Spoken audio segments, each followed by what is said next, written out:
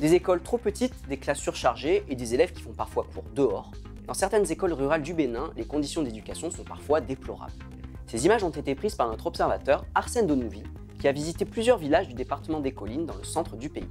Il travaille pour l'ONG Regard Fraternel qui milite pour la scolarisation de tous les enfants et ce qu'il a vu le révolte.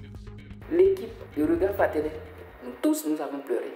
C'était difficile, dur pour nous de voir ces enfants dans ces conditions. Ces enfants n'ont pas besoin d'aller à l'église pour prier leur Dieu. Dès qu'ils lèvent leur tête, ils communiquent directement avec le ciel. Ces établissements sont exposés aux intempéries. Et pour recopier les leçons, ils déposent les cahiers par terre, au moins dans 3 écoles. Le même problème. Cette situation joue sur le déroulement des cours et sur l'attention des élèves et surtout sur leur rendement.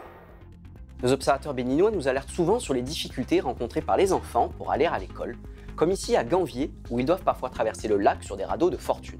Et parfois, le trajet pour se rendre à l'école est très long. Des enfants qui font 1h45 de marche avant d'aller à l'école. Ce n'est pas une situation normale. Beaucoup d'élèves ne finissent pas le cycle scolaire.